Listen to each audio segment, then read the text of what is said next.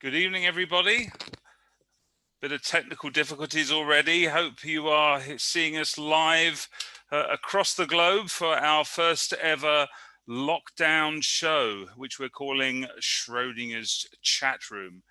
So this evening we're going to do a subset of our normal fare. We don't have a guest speaker in the mix, but we will be doing some of our science-based improv games.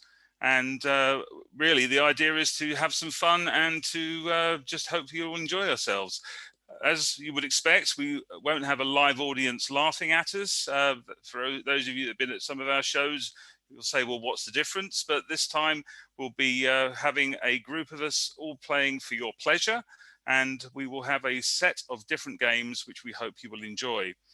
So what I'd like to do now is, if my troupe would like to quickly unmute and come online with their video, and we'll just say a quick hello to the crew. Hey everybody. So we have joining us from sunny Palm Springs, California, we have Tess. Hi. And we have Christopher Holt over in Reading. We have John Duke in Reading. Wei Zhu in Reading. Alex McWilliam in Reading. Nick Brooks in Reading. No, in Maidenhead. I got you there. And in High Wycombe, we have Chris Riley. Right, and myself, Dave Robertson. So we're going to have an initial game which we call Natural Selection. And in this game, I'm going to ask all of my players to turn off their videos. And we're going to have a, hopefully, if I can get myself onto... Now, this is one of the first bit of the technology. I now need to see what is going on, because I now need to have a look over on our YouTube channel to see if we have any suggestions that have come in from our audience, to see if we have any options. Okay, so I am looking to see if we have any suggestions yet from the audience. As yet, we do not have any, but for the purposes of the show, we're going to be looking for some suggestions in on the live feed from our audience. These will include, I'd like you to come up with some burning questions that you would love an immediate answer to. And I'm sure many of you have got some ideas on that one right now. And we also would like some ideas for locations where our players and our characters can be found. We do have a 20-second live delay built into the YouTube live broadcast. So that means that I can't instantly respond to any of the comments. So please have them coming in as we go through the show. Okay, so we have our first suggestion. And so what I'm going to do is start with, now bear with me while I get into the settings on this particular view. Okay, so bear with me a second, and I will start with okay, this is where I am now trying to figure out how to use the technology. Right, come on, where are we on this? We believe in you, Dave. I know you believe in me. I wish I could believe in myself. Okay, let's get into my settings. Okay, so I think you all need to be actually off video now for this particular one, and I will start to bring people in. And the idea here is I'm going to spotlight in a particular player, and this is where I might need a quick bit of technical support from somebody else who can... actually, could you all put your videos on, please? You're messing with me, guys. Okay, so I think I now have to do a spotlight video on a particular player. And I will start off with the first question that's been set by our audience. And that is, why are our headmaster jokes so bad? So we shall begin with Tess. Headmaster jokes are the worst of all. I think it's because everybody used to be scared of their own headmaster. I know that I had a headmistress that I was terrified of. Who used to catch me having a crafty cigarette down by the bike shed. She used to go to me, "What are you doing? What are you doing that for? You do know you're going to..." That the cigarettes pull tar all the way from the cigarette down into your lungs. Now I say that that's bad. So you should stop smoking. And you know the way to stop smoking is to think of a joke. And this is why headmasters' jokes are terrible, because they're designed to make you groan. And when you're groaning, you can't smoke a cigarette. And you can't smoke a cigarette because whilst you're groaning and trying to smoke a cigarette at the same time, it creates a vacuum in your mouth. Now, the vacuum stops the smoke from going down and into your lungs. Now, it's a perfect remedy for getting rid of cigarette smoke. Now, headmasters come in all shapes and sizes. Some of them are even headmistresses. Okay, Now, I will stop there for a second. Everyone is doing very well here. Now, the idea of this game, because I don't think I explained it, is that we're going to keep flipping between the cameras. And if anybody drops a word or fluffs a line or misspeaks, they are eliminated from the game. So what we're going to do is going to speed this up a little bit now. And we're going to flip between the cameras. And we're going to start with another question now. And this is from D. Rochefort 1. Why do we need to stay 2 meters away from other people during pandemics? Starting with Nick. We need to stay away 2 meters from everyone during pandemics because you will otherwise fall in love with them. Imagine if... And you might end up making sweet, passionate love with that. Without even considering who the person is. I mean, you've got... It could be somebody carrying a deadly disease, but it doesn't... Like coronavirus or potentially love. Love is the key to defeating coronavirus. Because if we don't have love, then what else do we have to live for? Nothing. Because without love... 2 meters is the way of preventing that sexual tension from building, from taking... And builds, and it builds, and it builds. And before you know it, you've erupted everywhere. You know, the afterglow is nice, but it doesn't help against COVID-19, unfortunately. Okay, let's stop there. These guys are just too good. So we're going to now put in a restriction here.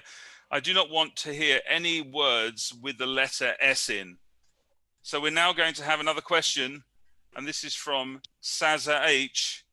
Why is pizza so tasty, John? You find... He's gone. John, Die. Die. Video off, John. That's it. Right. Okay. Over to you, Tess.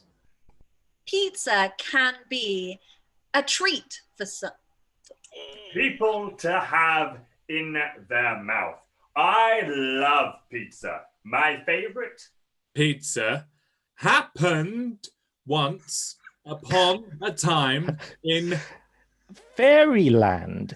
It had egg and pepperoni and tomato. On it. God, it could be like heaven in my mouth. when I chew that delicious. You've gone. Tess has gone. Okay, video off, Tess. Okay, so we have a very, very interesting question here from a Mr. Christopher Holt. Why is John so handsome? John, the man of my life. I want him right here, right now, due to the fact he could be a god for me. In improv, John need to... You're gone. You're gone. Okay, 3 left. Chris Riley, how can I get rich in lockdown? How can you get rich? Well, that question. Goodbye. Okay, down to Nick and Alex. Okay, we have another question here, and it is... Oh, what is the most annoying noise in the world, Alex? Oh, God.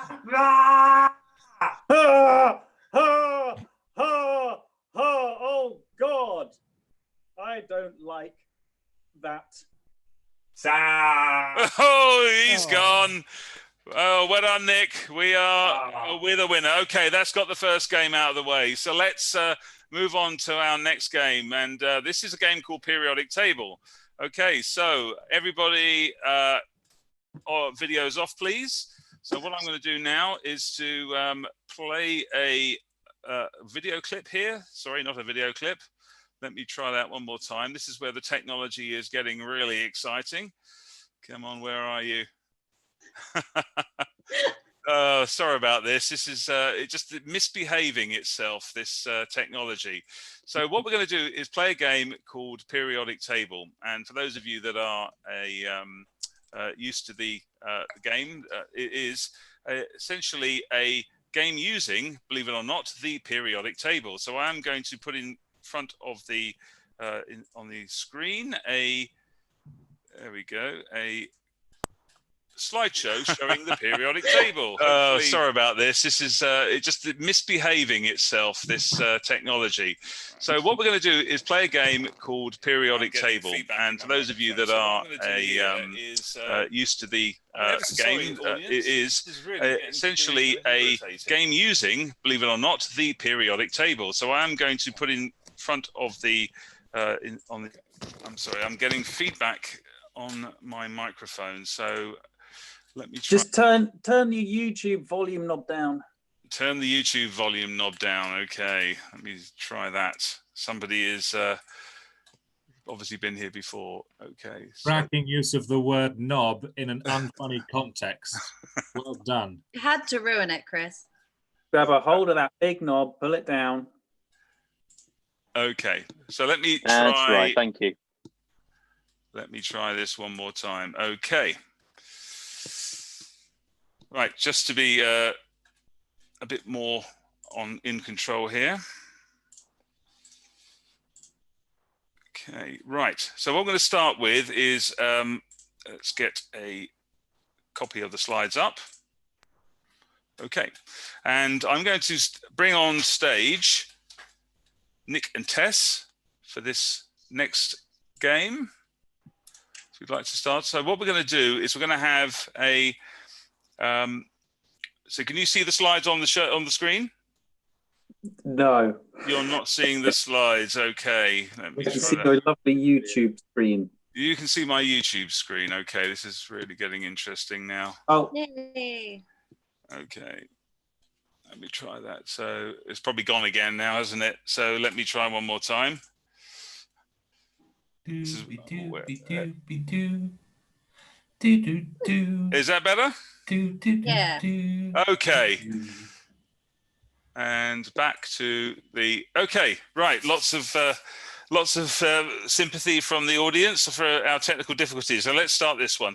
Okay, so what we're going to need is a location for a place where we're going to find our characters. And we are going to have a, okay, we have got a supermarket outside Dresden. And we're going to start with, let's just slide up and down, and we're going to start with 63 EU, Epromium. And off you go. Even under these circumstances, I need my bread, James. Good. Doesn't everyone need bread? We all love bread. To be honest, I was thinking of going gluten-free before this all started, but I'm not sure I can now. Did you? That's surprising. I thought you loved the gluten. How obvious could I be? I've been talking about going vegan for months, and I figured that gluten is, you know, vegans are intolerant to gluten. Everyone really should know that vegans do love a bit of gluten occasionally. Well, too much gluten can cause explosive diarrhea. Everyone knows that. Yeah, but what about if you mix gluten with a bit of glucose? Lies. Understandably, this is a lie. Where did you hear that, James? Have you been talking to Sally again? Harry Fieldgood. He was wonderful with mixing things together. He's a brilliant chef. Have you not heard of him? Talk about him some more. I would be interested to hear his theories on gluten. Meanwhile, Chris Riley and Alex appear in this different part of the supermarket. Well, well, well, well, well. Look who it is in Dresden's Little. Really? Every time we meet, Sir Roderick, we have this conversation and we'll have it again. Oh, simpleton. Yes, that's right. I said it. I really don't like the way you phrase me as a simpleton, Sir Roderick. Please, turn away from me when you speak to me. Always use my full name when addressing me, Sir Roderick. Harumph. Good. Okay. Simple Simon Roderick Gunter Lyle Linus Lillibut. Totally love what you did with my name there. I love the use of your language and the way your voice was just rolling off the tongue. Perhaps both of us have the same voice. Meanwhile, Chris Holt and Wei Zhu appear. But I don't know what I'm doing.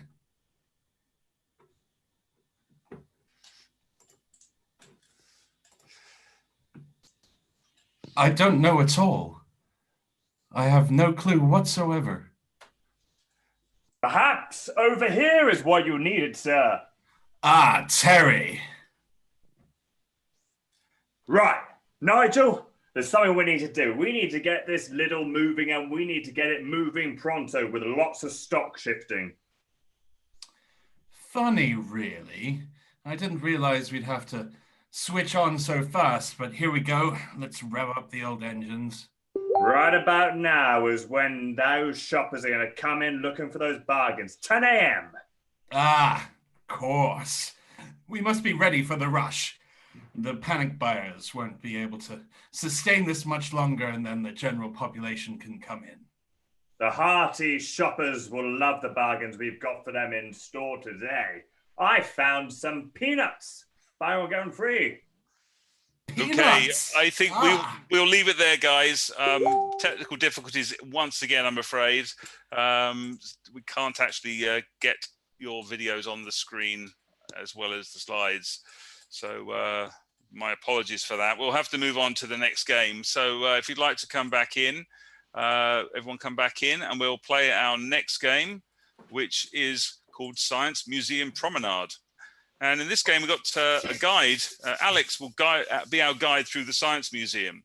And we will have a number of exhibits that will be put together by John, Chris Riley, Nick, Tess, and Wei Zhu. So if you would all like to turn off your cameras and prepare your exhibits, and we will start. John would be the first exhibit in a few moments. But Alex, if you'd like to give us a quick introduction to the museum and some of the curated collections that we have. Good evening. Welcome to our museum. We have been building this collection for so many years. We have got things from all over the world. We have got things from Russia. We have got things from Ukraine. We've got things from Germany, Egypt, every single place. And I am so proud of every single piece. I have handpicked each one to be as a showcase piece for you all. Now, the first one we are going to have is my favorite. And you will see it, as you can see here, we have the lovely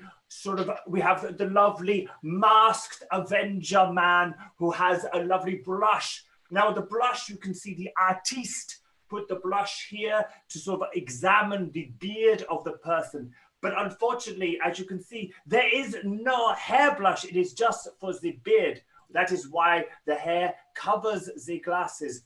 Now, this is around an 18th century, 1795, turn of the century item that you will love to have. Estimated price 4.5 million euros, which was a bargain for this price. Now, as you can see, in the background of the piece, there is a little bit of darkness. Now, this darkness illustrates the haunting shadow that we all face beneath us. And that shadow, when it erupts, will it overcome us or will it not? Which is a lovely piece. So moving onwards to the next part of the gallery. Now, this was This was brought to us only 2 months ago. Now, as you can see, it's the cradle of the egg. Now, a lot of people would say it is an egg, but it is in fact an egg. Now, an egg is from the Latvian swamps, which we went to many, many months ago, and we took weeks to get this over here. Now, as you can see, from the little holes in it, that is where you would insert a little bit of a pinprick, because essentially it is an egg voodoo doll. Now, this egg voodoo doll, if you had a chicken that you did not like, you would then poke it with the hole, and it would hurt, and it would be quite funny to watch, but don't do it, because it's not that funny, but it kind of is funny. And as you can see, the observer who holds it, it was the worker. The worker worshipped this egg, and they had ear protection, because when you poked it in, there was a deafening scream, like an ah, ah, which was very, very painful on the ears. Okay, moving on. As we can tell, we move on to the next one, and as we can see here, we have the American and the Jurassic Park, a dual case for you right now. So as you can see, the American, he has the big hat, he has the gun, and he has an arm. Now the arm, we believe, came from another person. We don't know who it is, but we know that it's slightly thinner and means it is a female arm. Now, this gun, we found it only having 4 bullets in it. Traditionally, this kind of gun has around 12 to 16. Now, the composition, as you can see, the gun and the arm is in defense against the gigantic Tyrannosaurus Rex mixed with human arms. Now, this is a great piece of mastery by the artist. The Tyrannosaurus head mixed with human arms gives us the impression of what it would be like if a dinosaur and a chef got together and melded into one. You can see by the utensils of the salad devices and the grater what every single chef needs. Now, this is our most prized possession in the art gallery. Now, you can purchase this piece for only 4.9 million euros. So a little bit more expensive than our first one, but it's still a reasonable price. But obviously, unfortunately, because they are in our museum, we cannot sell them. But you can buy tickets to see them in the flesh and pay €9.99 to buy a photograph of it. Thank you very much for coming to our Museum of Antiquities, and we would love to see you here. €9.99 for each time you come. Bring a friend, and we can have so many photos and memories of your lovely time here at the museum. Thank you very much. I have been Jugon here, and I will be here always for you. Thank you very much. Thank you very much. Well, what an amazing collection of items there. Wow. Right. We'll move on to our next game now, which is a tour de force by one of the world's most distinguished experts in this particular subject. This is our signature Shred Talks feature, and we're going to have a slideshow presentation given to us by someone who has never seen the slides before this evening, and will not even know what the subject is until I read it out from one of the suggestions that we've had from the audience. So if we could have our distinguished presenter, please, Mr. Well, who are we this evening? This evening I am David Simon. Due to technical difficulties, I cannot currently show my form. However, I am more than happy to continue narrating as originally agreed. Okay, so I will now bring in the start of the slideshow for you. Okay, let's hope I can do this. And are you seeing the slides? Yes, I am seeing the slides. I have turned up to the right place. It appears that I am at Shred Talks. Okay, and I understand that you will be giving a very informed talk about what do Tyrannosaurus Rexes eat salad? Well, very informed is a relative term, of course, because we could never answer this question without going back in time, and no one has yet invented a time machine that works outside of the medium of television or film. But as we can look at our first slide, we can investigate the stomachs of these Tyrannosaurus rexes using mice to research the genes of their stomach. Now, mice are widely used in genetic research because greater than 95% of mouse genes are similar to humans, and that makes them perfectly suited to investigating the inner workings of a Tyrannosaurus from the inside.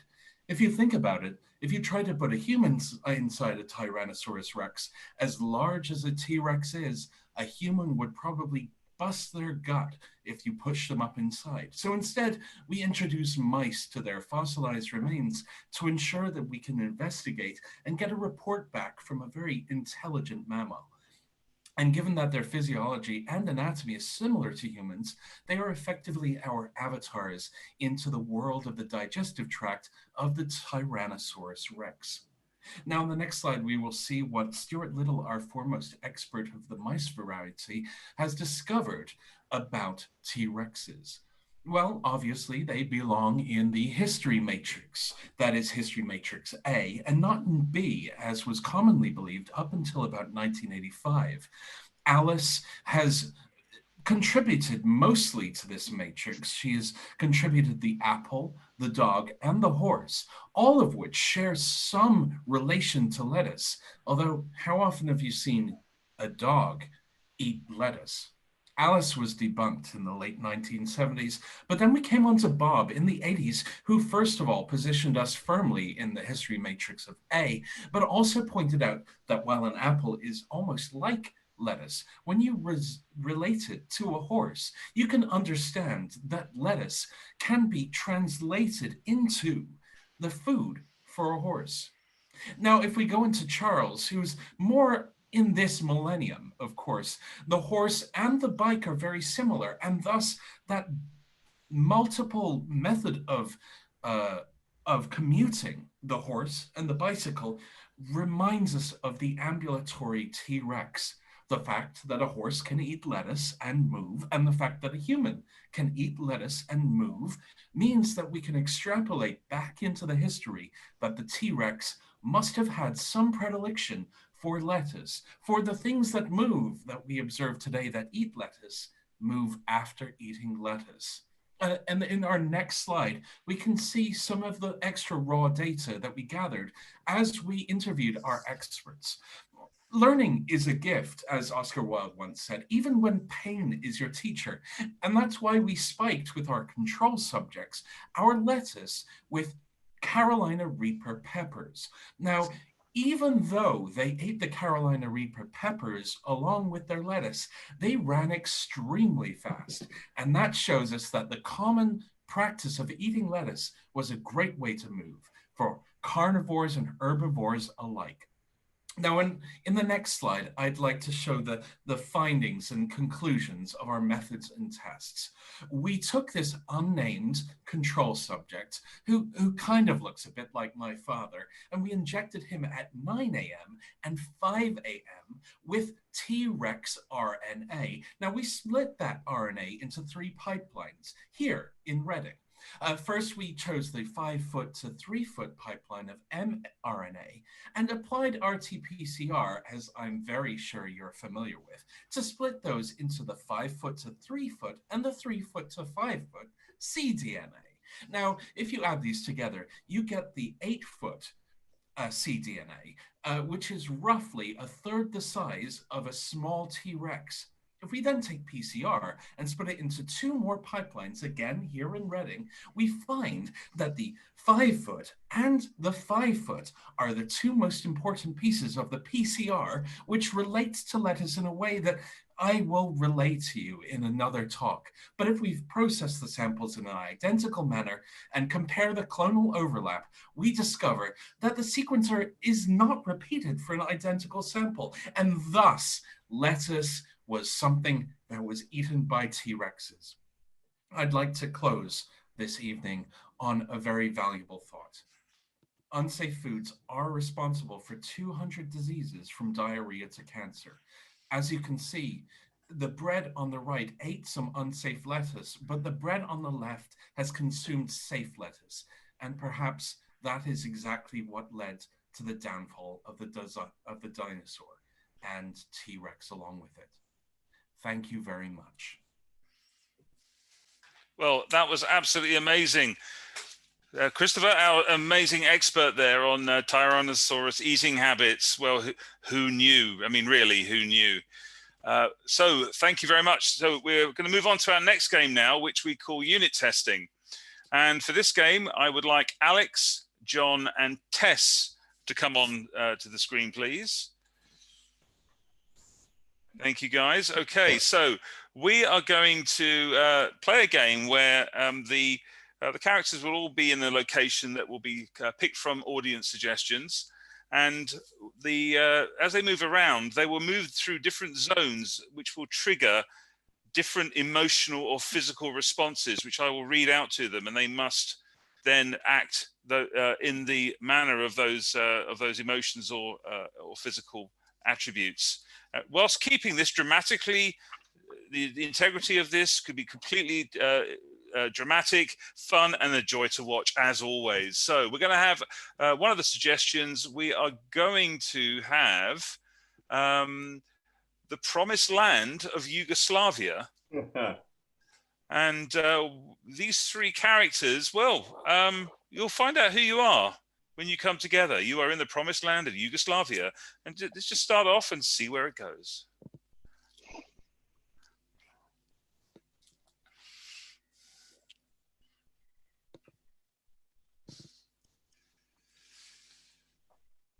Do you want some bread?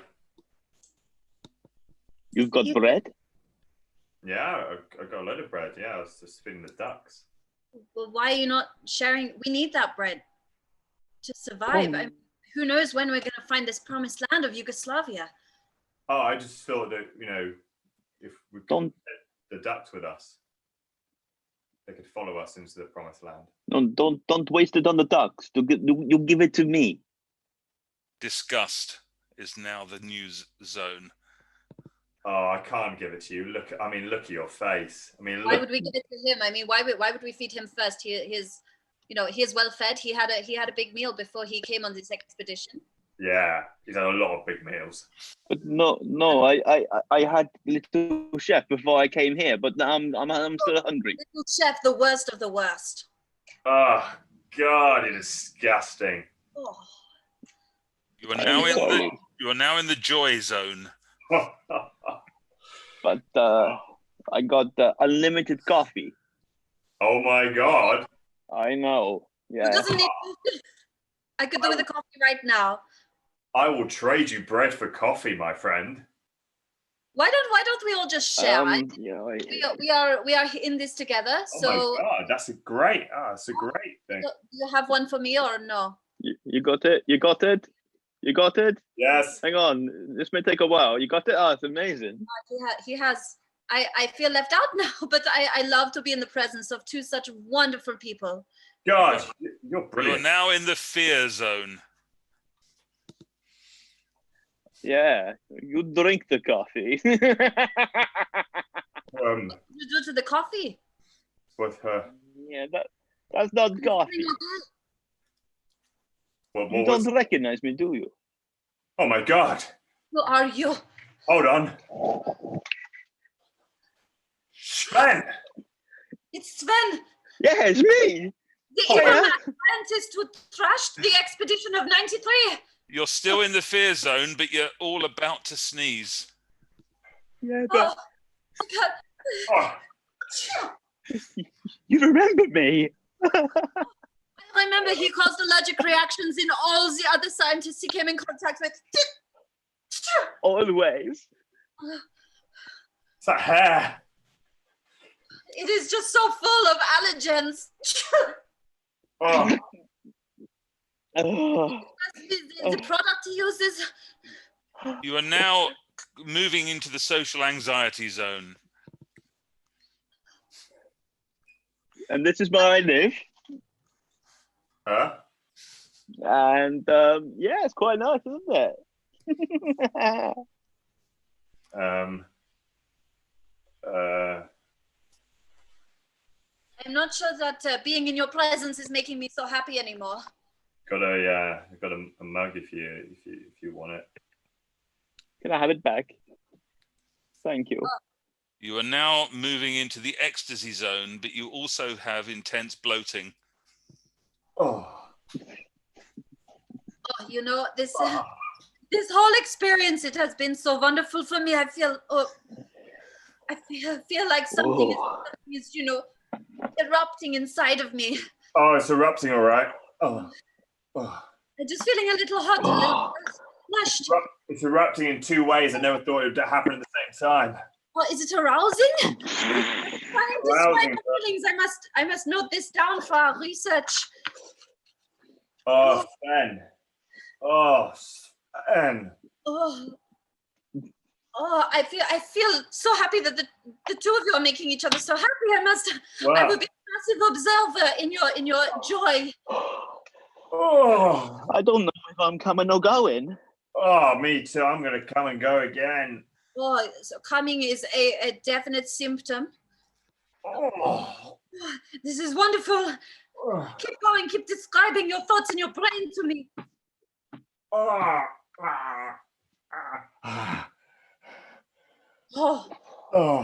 It looks like your face has erupted. It's everywhere. And we'll end it there. Thank you very much. Well, Yugoslavia seemed like a pretty good place. Thank you, everyone. Right, so I'd like everyone to put your screens and audio on, please. We have a group game which we are calling Ignoble Prizes. Yes, we are. And in this particular game, I have a series of categories. And through the raising of a hand, a player will be invited to suggest an answer to a potential winner of this prize that is really the most inappropriate answer that you could possibly have for winning such a prize. Okay, so the first category we have is who or what wins the Ignoble Prize in 2020 for social distancing? Christopher. Donald Trump. John. My breath. I think that trumps Trump. Tess. 24 eggs in every carton that we buy once a week. Yeah, that's pretty snug. That's pretty snug. Any other candidates for that? Oh, Christopher. The people who keep buying flour because they think they can bake. Very good. Weiju. Peanuts in every single delivery that gets made. I'm sorry, speak up. Packing peanuts. Sorry. Packing peanuts. No need to swear. Oh, packing peanuts. Okay, I think we'll move on to the next category on that. So I think I will give John's breath the Ignoble Prize for that one. That was very appropriate. I've smelt it. Well, not for a very long time. If you like it, it's fire. Right, who wins or what wins the Ignoble Prize for 2024 keyhole surgery?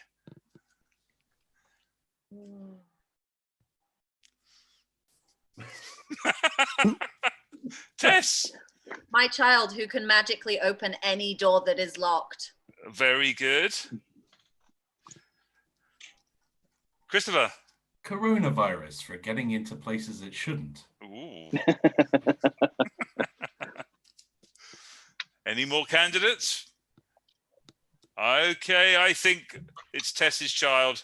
What is your child's name, Tess? Kaylee. Kaylee wins a prize. There's even key in the name. Yeah, I know. Okay, the next category, Ignoble Prize for political leadership. Weiju. Obvious one there, Boris Johnson. Okay. Seriously, I thought this would be a crowded field. Although you've just gone in and won it, I think, first time round, Weiju. I don't think anyone could beat that. So well done, Weiju. Right, we'll move on. Who has won this year's prize for Science Communicator? Yeah. Christopher. Dave Robertson for keeping everything going in the face of adversity today.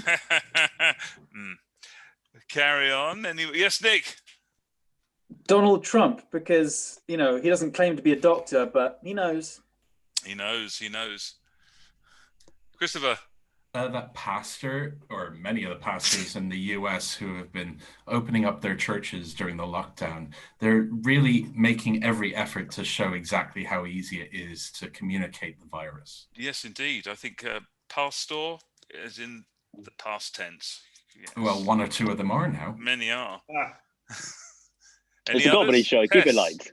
The many people at drive-thrus in America who think it's safer to buy their food from someone not wearing a mask because it's less scary. Oh yes, no, you don't want to buy food from people without a mask. With a mask, do you?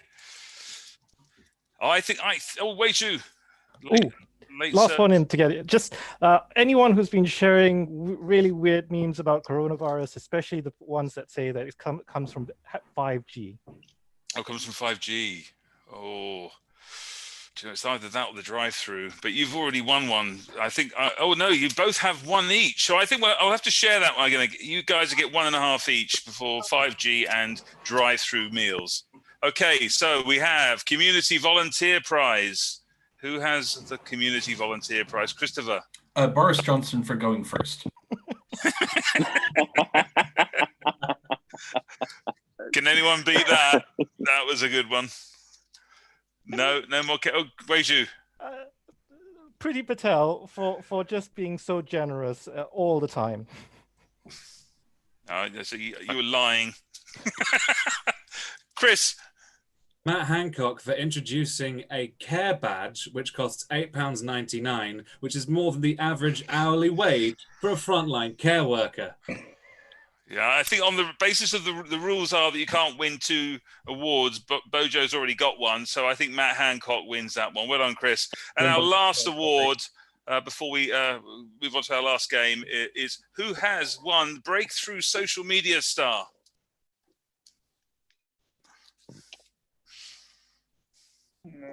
Chris?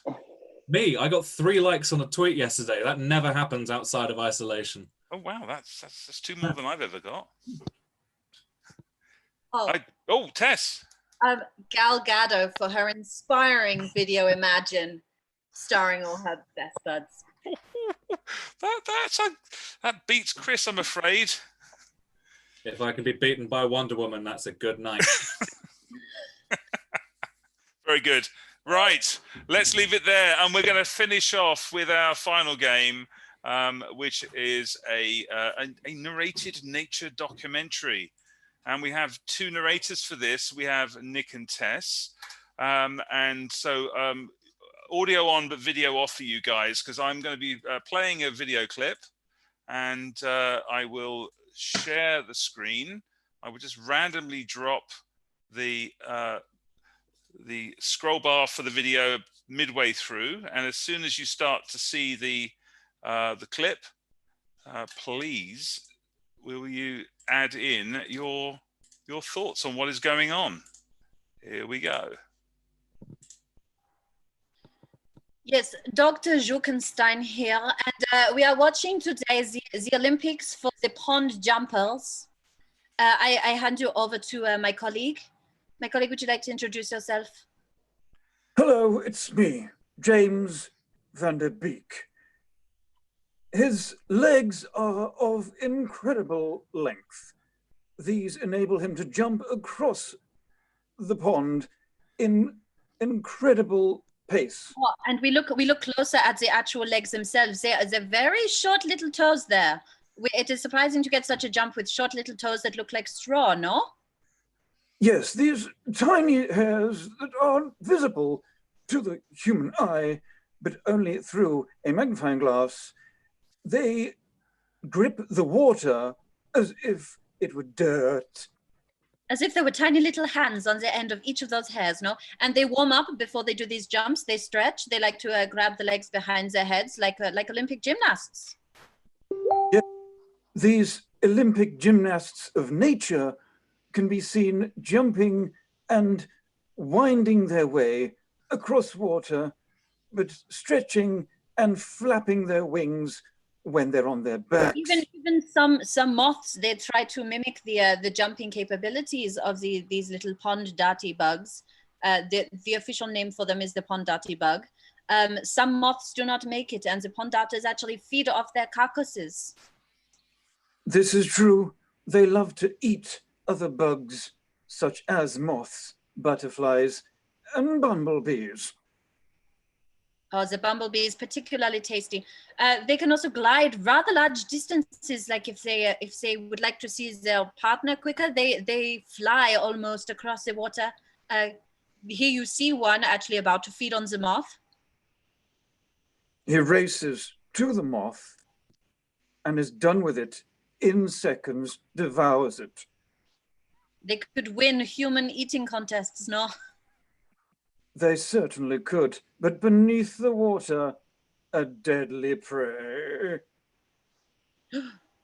Yes, now here we see their predator. These actually eat the pond darty bugs. It is a bubblefish. It commonly called a fish, but is actually another insect. Yes, this insect under the water of such a name as bubblefish is called the bubblefish because it goes to the surface to collect bubbles of air, bringing them down to hopefully capture its prey. Yes, those spiked barbs you see on its buttocks, they actually help to grasp the air. It can crawl, you see, on the bottom of the water. It can swim through the open water. And it can also then float on these bubbles to get it to its prey faster. Yes, very much like the TV show Wipeout. They jump across the red ball. You see the jaw, it actually comes off of the animal itself. The jaw, it spits it out like Spider-Man flinging a web, and then it proceeds to breathe in all of the air from its prey before it devours it. It sucks. It's very... Thank you very much. I think we will sure end it there. And I'm sorry if anyone hasn't eaten their dinner. That was a bit more PG-13 than I was expecting. So thank you. That concludes our show for the evening. I thank you so much for joining us. And if all the other players would like to come back in and just say a quick wave, thank you to our very gracious audience. Please, will you subscribe to our YouTube channel and also Facebook, Twitter, etc. We hope to be back in a couple of weeks with another one of these shows with less technical challenges than we had this evening. So thank you so much for bearing with us. Thank you to all my crew. And we have, I think, an upcoming show from Mad Monkey. So Alex, would you like to just say a little bit about what's coming up? Yeah, so next Friday, I believe we're going to be doing a show on Facebook Live or YouTube Live, and we're going to be getting a whole crew of people together playing lots of short form games for your entertainment. So check out Mad Monkey Improv on Facebook, and you can find out all the information when we post it over the weekend. Good stuff. Thank you, guys. Thank you for taking part. And we hope to see you again very, very soon. And in the meantime, stay safe and look after yourselves and each other. Goodbye.